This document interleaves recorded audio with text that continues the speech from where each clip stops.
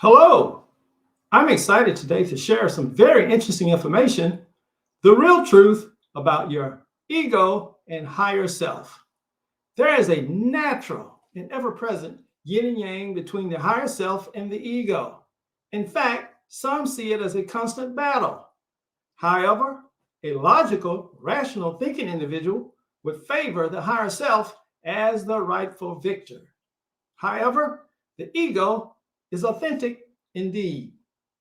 For some, the ego is said to be a formidable foe, one's higher self instrumental in providing the wherewithal for creating a world of our conscious creation. The world one makes is a world that we have thought to be so. Create your inner world as you want it to be.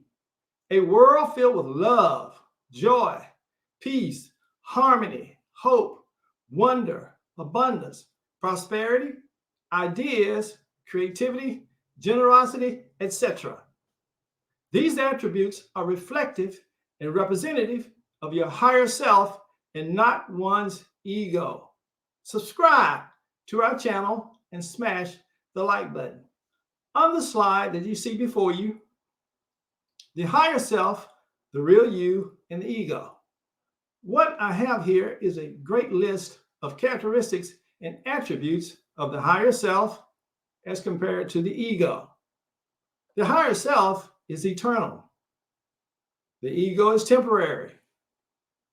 The higher self is who you really are. The ego, whom you think you are. The higher self, the real you, craves inner peace. The ego craves attention, adoration, and achievement. The higher self, the real you, is connected to the divine. The ego is connected to your personality and society. The higher self, the real you, wants to love, give, and share. The ego wants to dominate, get, and conquer. The higher self, the real you, is happy just being. The ego is restless and always wants more. The higher self needs or wants nothing. The ego can never have enough. The higher self, the real you, primarily concerned with the purpose. The ego is concerned with achievement and legacy. The higher self, the real you, says life is about we. The ego says life is about me. The higher self, the real you, is always grateful. The ego says life is about me and demanding and never truly happy. The higher self, the real you, understands life happens for you. The ego believes life happens to you. The higher self, the real you, loves being in silence. The ego is always busy and distracted. The higher self, the real you, sees miracles in everything and lives in awe of life.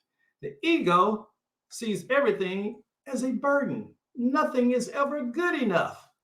The higher self, the real you, knows that your spiritual side is real and true. The ego fervently denies all spirituality and favors religion.